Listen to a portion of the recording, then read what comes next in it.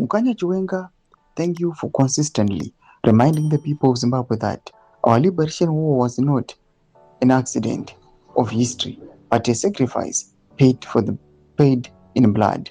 Sanapenda mashukobda panapa itokona kirina mchati achipraisa nekutenda VP Costa Nochwenga. That was subscribe or like out on the bell icon. Tribuna unamobuda nyuko mchinzi. The Veneka Tell must never forget that thousands of young comrades remain unburied in the bushes of Mozambique, Tanzania, and across Zimbabwe. Young women and men who gave their lives so that this nation could be free.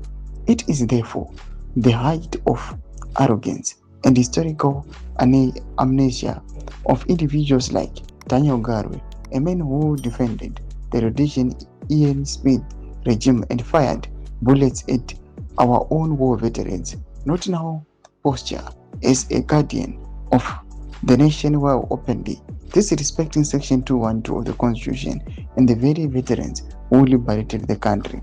Zimbabwe cannot be lectured about patriotism by those whose political record is rooted in defending colonial power. The Vene faction must understand a simple reality. They are not Zimbabwe. They are merely a small entitled clique attempting to capture a nation that was paid for with the blood of the people. A referendum is no longer optional. It is a democratic necessity. Zimbabweans will not fold their hands while a minority seeks to mutilate the constitution and mortgage the future of the nation. The liberation struggle was never fought so that a cattle could inherit the state. Zimbabwe belongs to the people, not to political opportunists masquerading as patriots. There is no 2030. Zimbabwe, brace yourself for that reality. Thoma developments are buda pankwenu. Pina comment section medu za fungura aim out kudipo msoro wechitu kwa ichi.